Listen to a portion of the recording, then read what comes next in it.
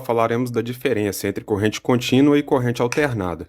Iniciaremos em ordem cronológica, ou seja, falaremos da corrente contínua que foi descoberta primeiro. Há controvérsias de quem foi o descobridor, mas o primeiro a demonstrá-la de forma prática foi o Alessandro Volta, que inventou a pilha.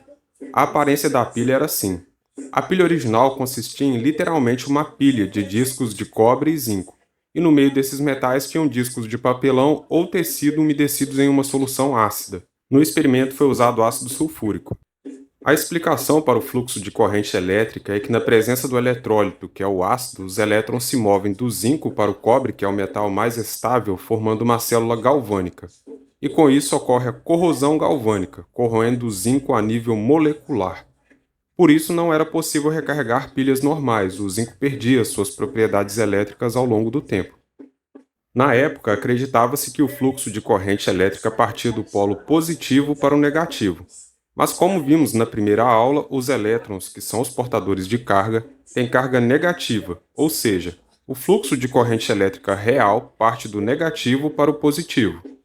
Contudo, o fluxo convencional, que é o mais usado até hoje para estudo, considera a corrente elétrica partindo do polo positivo para o negativo da fonte de alimentação.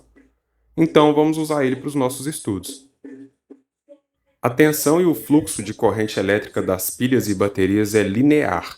Porém, não é isso que define a corrente contínua, mas sim os polos que não se alteram ao longo do tempo. Podemos ter tensão contínua, que o polo varia de zero até o valor máximo e retorna para zero novamente. E assim chamamos de tensão contínua pulsante. Pessoal, evidentemente tem mais assunto para falarmos de corrente contínua, mas como nosso foco são instalações elétricas residenciais, então a apresentação dela será até aqui. Ela será a base e comparativo da corrente e tensão alternadas. Tensão e corrente alternada.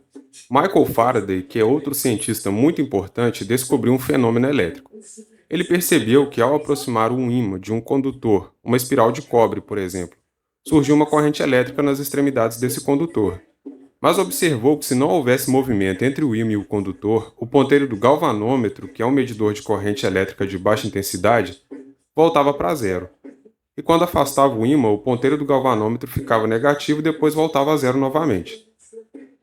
Com base na sua descoberta, ele criou a lei de Faraday, também conhecida como lei de indução eletromagnética, que afirma que a variação do fluxo de campo magnético através de materiais condutores por um intervalo de tempo induz o surgimento de uma corrente elétrica. Ou seja, tem que haver movimento constante para gerar tensão e, consequentemente, corrente elétrica no condutor. Uma das formas mais eficientes de fazermos isto é girando um ímã próximo ao enrolamento de cabo. Esse enrolamento ou espirais de cabo é conhecido como bobina. Então, uma bobina nada mais é do que um fio enrolado, normalmente em um núcleo de um material ferroso. Ao aproximarmos o polo norte do ímã do enrolado de fio, gerará uma tensão positiva e quanto mais próximo, maior será essa tensão induzida até o pico máximo de tensão positiva. Na medida em que for se afastando, chegará novamente a zero quando ficar perpendicular ao enrolamento. A partir daqui, o polo sul do ímã começa a se aproximar do enrolamento de fio, gerando uma tensão negativa. E quanto mais próximo, maior será a tensão induzida até o pico máximo de tensão negativa.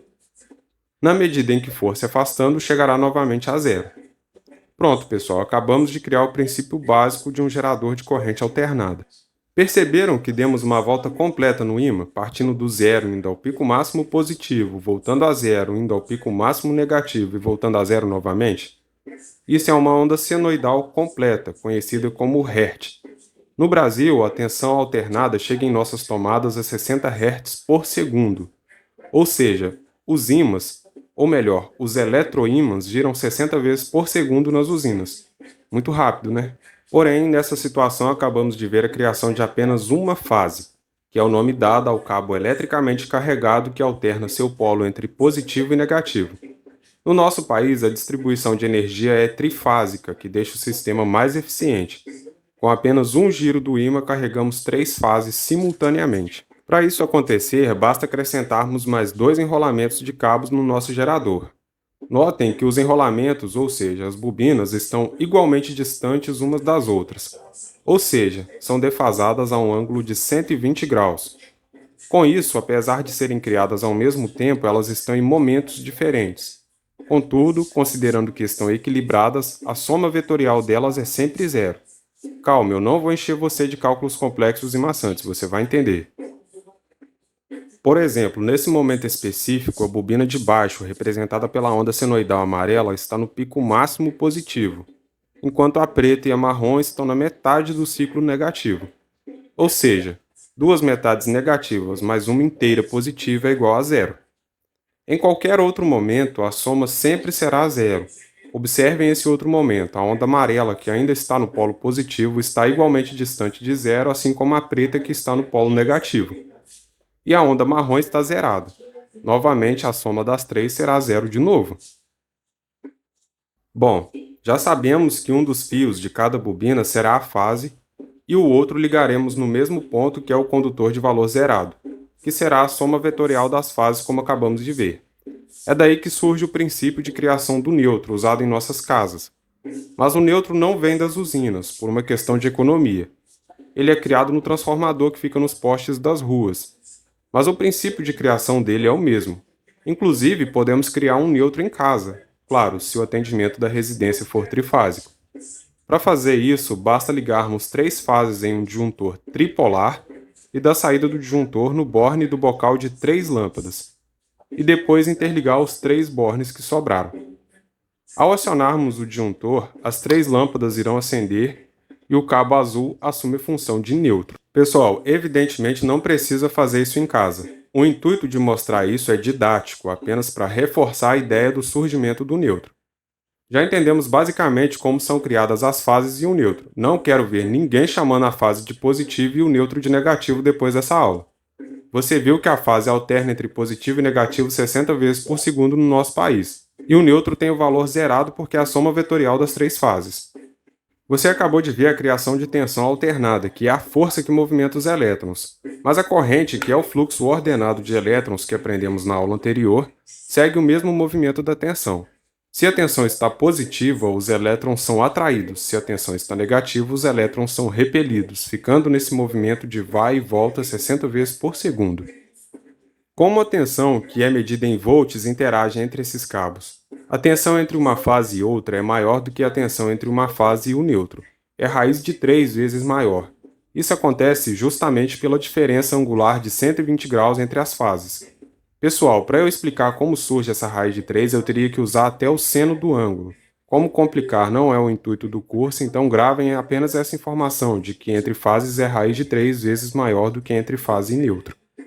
Por exemplo, se tivermos 127 volts entre fase e nêutron, para saber a tensão entre fase e fase, basta multiplicarmos por raiz de 3, que é a mesma coisa do que 1,73, e teremos aproximadamente 220 volts entre fases. Chamamos a tensão entre fases de tensão de linha e a tensão entre fase e nêutron de tensão de fase.